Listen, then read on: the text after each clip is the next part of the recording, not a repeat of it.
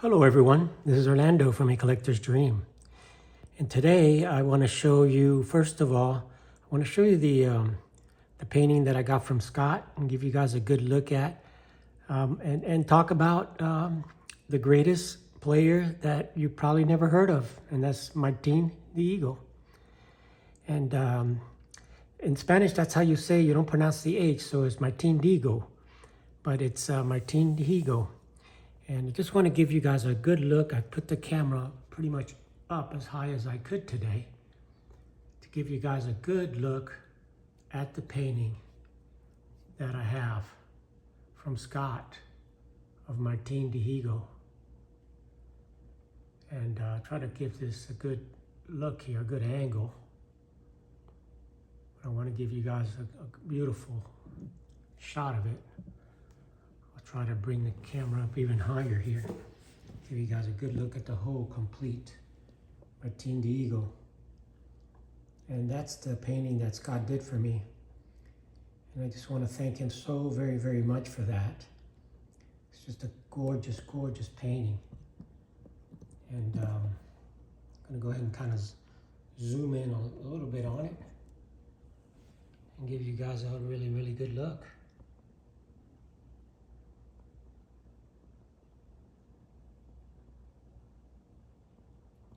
And that's Martin Dihigo. And Martin was literally the greatest player that you've never heard of. Most people have never heard of him. And I'm going to go ahead and move the painting out of the way here.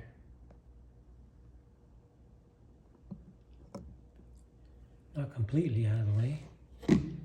Yeah, I'll move it out of the way because I want to share with you the card and a book. And this is the book. It's a children's book, but it was written about Martin Dihigo, the greatest player you've never heard of. And it was by Darren Lopez and Eric Kittelberger, who actually did the drawings in there. And before I share that, I want to share the actual card that I received from Scott. And I just want to thank him for that. And as you know, if you purchase this card, I purchased a couple of these. If you purchase this card, he's going to donate all the profits to cancer research. Just thank him. I want to thank him for that, and anybody who purchased this card from Reindeer Studios Etsy page, I want to thank you so very much for that, because cancer is not a good thing. And there's the back, El Maestro. His hand signed by Scott. And El Inmortal, the immortal. And El Maestro means the master. And that's what he was. He was the master, and he's an immortal. And before I share the book, I want to share his one of his cards, the 1945-46 Caramelo Deportivo of Martin Dihigo. And this is, as you can see, very similar to the painting that Scott did. This is the look. This is the actual card that goes with that from 1946-47 Caramelo Deportivo. And just an incredible artist. And Scott is El Maestro, just like Martin Dihigo. And you can see the back of this card. Martin Dihigo, pitcher, infielder. He says he played last year with Havana Club. And these were in candy issues, are very, very thin, very easy to crease. They're usually stuck in albums. That's why this is the one. It's just a little bit of paper loss there. But, you know, these were printed in Cuba. So just that they're still, that it survived is very, very rare. Really a tough card, but it goes right with the painting that he made. There's a few other cards of Martin Dihigo, but I want to go ahead and just kind of go quickly on the book, The Greatest Player You Never Heard of, Martin Dihigo, and just give you a quick story, because this is a short book. It's just a children's story, and it just shows him where he came from, the Matanzas, that's where he came from. And basically, he was kind of like a farm boy. And it says that, go ahead and kind of zoom in a little bit here. I'll just read it and share it with you. It says, everyone has heard of the legendary homers of Babe Ruth and the amazing resilience of Jackie Robinson and the heart of gold of Roberto Clemente and the beautiful swing of Ken Griffey Jr. And by the way, Scott also sent me this book. It also is autographed by the author, Darren Lopez, and the Eric Kittelberger, who's a friend of Scott's, who is the one who illustrated this book. So, a couple of beautiful gifts from Scott. He sent me this one a while ago, knowing that I was a huge fan of Martin Dihigo. And it says, but have you heard of a ball player that excelled in every position, managed a team, and was inducted into 7 different Hall of Fame, and who some have said was the greatest player to ever live, all of which earned him the nickname El Maestro, the Master, in Mexico, and El Inmortal, the Immortal, in his home country of Cuba? This is the story of Martin Dihigo. You can see he played every single position, and he excelled in every single position. So it talks about him. It says he was born in a humble sugar mill town in the province of Matanzas. He was very proud of his father, being a Mambi. That's the nickname they gave for the farmers and Cuban freedom fighters. His father was a Cuban freedom fighter against the Spanish colonial rule.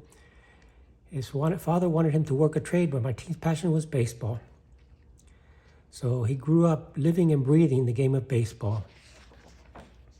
And the spirit, the Mambi culture, helped him live through, and determination and kindness. So that's little Martin Dihigo. His passion for baseball bloomed into a professional career at the age of 16, where he played for the Havana in the Cuban Baseball League. Even with a tall, slim, and muscular build, he was still a boy playing amongst grown men. He was about 6'3", and he was, of course, skinny, but he ended up, being a big guy, about 250 pounds.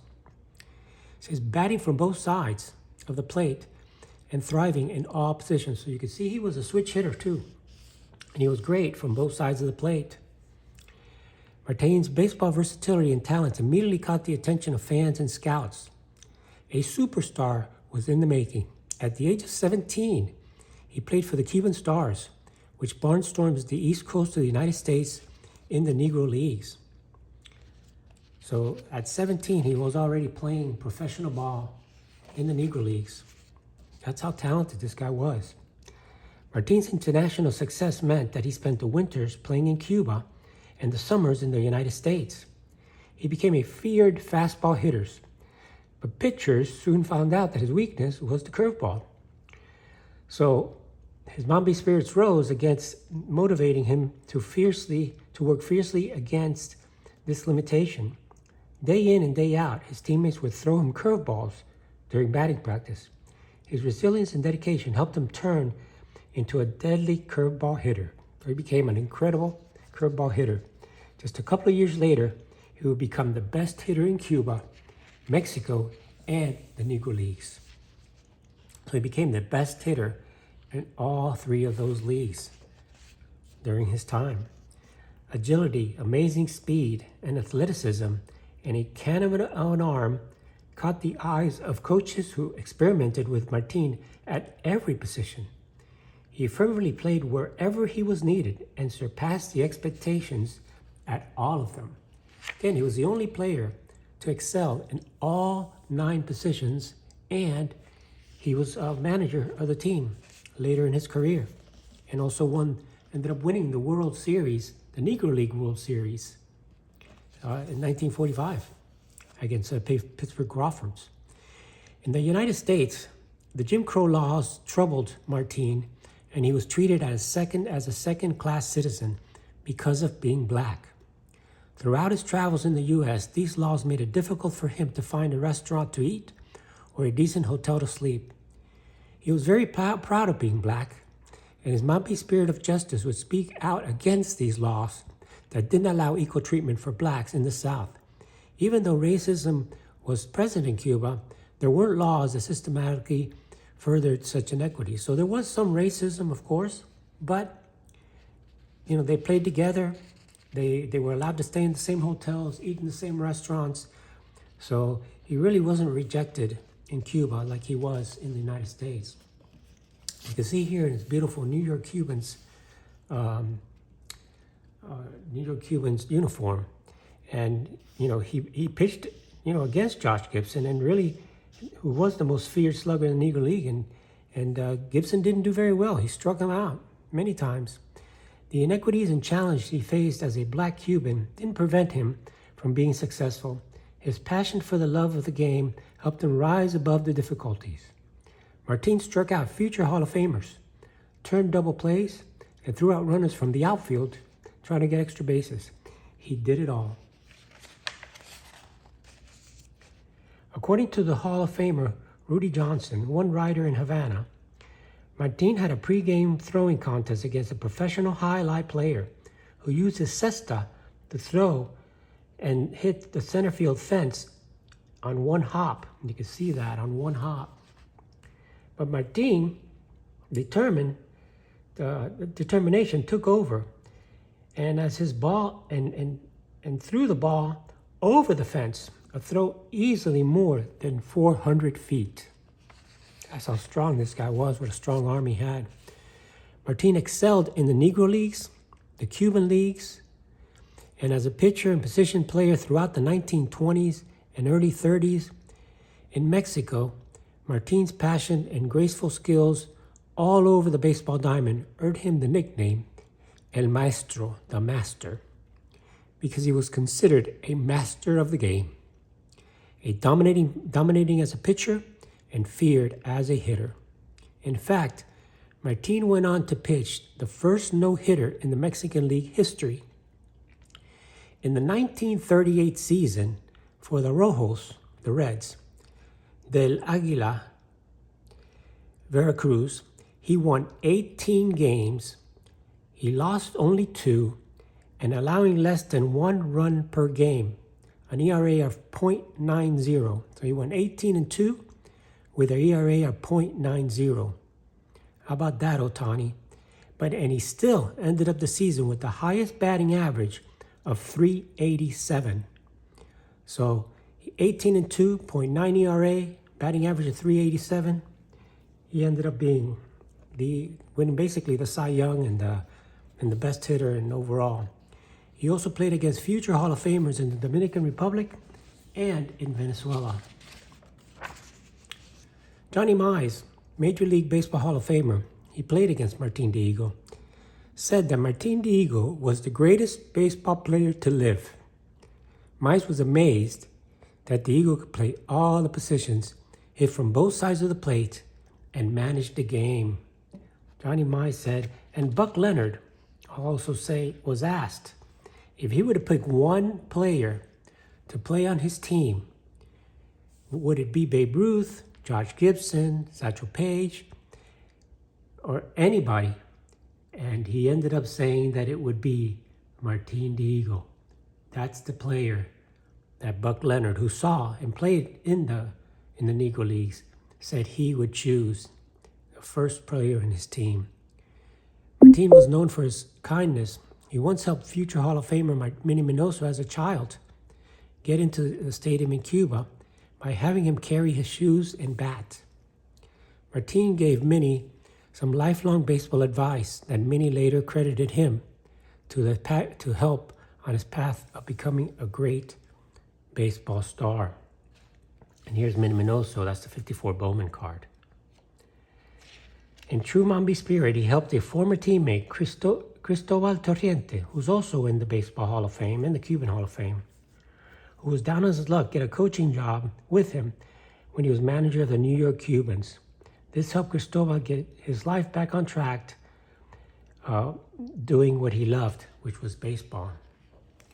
And Martin ended up managing the New York Cubans, to the Negro League championship. Martin's accomplishments have been recognized throughout the baseball world by being elected to 7 Baseball Hall of Fames, including the National Baseball Hall of Fame, the Cuban Baseball Hall of Fame, the Mexican Baseball Hall of Fame, the Venezuelan Baseball Hall of Fame, the Dominican Baseball Hall of Fame. And it does go on to say Buck Leonard's First Baseman's Hall of Fame and Hispanic Heritage Hall of Fame. This is how the Cuban nickname was earned, El Inmortal, the Immortal.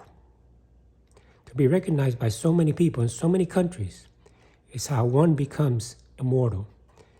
As a fellow Hall of Famer, the great Buck Leonard said he was the greatest player of all time, black or white. His accomplishments speak for themselves, and every baseball fan should know his story. So that is the story of Martin Dihigo. That's the writer. That's some pictures of Martin when he was playing baseball, when he was managing, when he was younger. And that's his Hall of Fame plaque. And it says on his Hall of Fame plaque, Martin Dihigo, the most versatile of the Negro League stars, played in both summer and winter ball most of his career, registered more victories in pitching when not. I can't read it all there, but basically that's the story of Martin Dihigo. And this is the book of Martin Dihigo. So I wanted to share that and share his Caramelo Deportivo card and the card that Scott did. I also want to share that there's a set called the Negro League Stars from 1986 by Larry Fritsch. And this is a great set, and I'll call it the poor man's Negro League set because it's got all the Negro Leaguers, pretty inexpensive. It's one of the few sets that you can get with the Negro League Stars. You have the Laughlin set from the 70s, and then this is the other one. It says Martin Dihigo could do it all. He was a talented second baseman who was a superior hitter. But he also was a great pitcher and played every other position in the field. One year he hit .372 to lead the New York Cubans to a title. His career spanned 23 years, ending in 1945 when he was the player manager of the New York Cubans. And it talks all the teams he played for: the Cuban Stars, the New York Cubans, Homestead Grays, Hilldale, and the Derby Daisies. Again, he also played in the Cuban League and all the other leagues. So this is Martin Dihigo. And this set, by the way, it's a huge set of all Hall of Fame players, all the Negro League players, not Hall of Fame, all the Negro League players, from John Donaldson, Buck Leonard, Cool Papa Bell.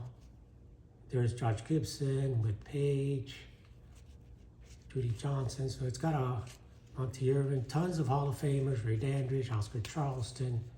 There's another George Gibson, a few George Gibson cards in here, Satchel Paige cards. Great little set, a few Jackies in here also. So I'll call this the Josh Johnson, the poor, there's an autograph Lou Dials.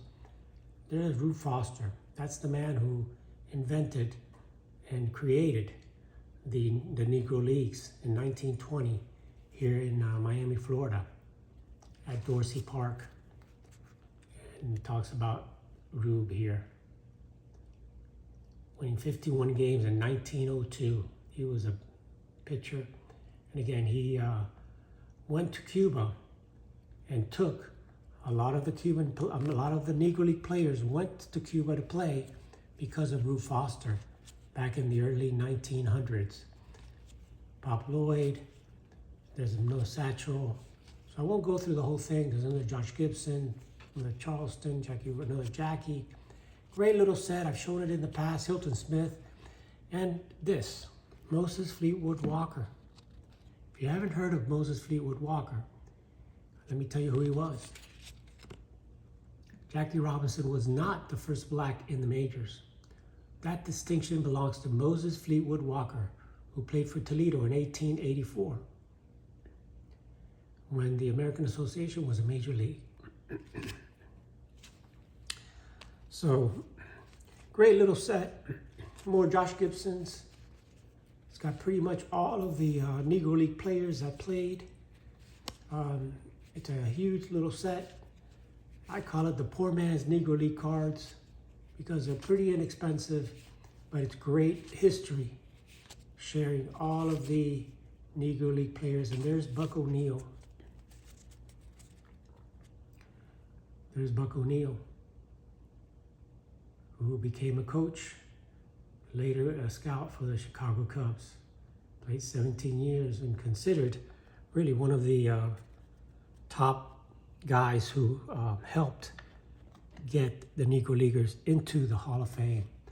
So there's one of the Martin Dihigo cards here, and that is El Inmortal, the immortal, El Maestro, Martin Dihigo. I hope you enjoyed this video. I hope that you guys go and buy some of these cards from Scott's Etsy page so you can donate to the cure of cancer. Any little bit would help. So thank you everyone for watching. It's Orlando from My Collector's Dream. Have an awesome, awesome day, and I'll catch you on the next one.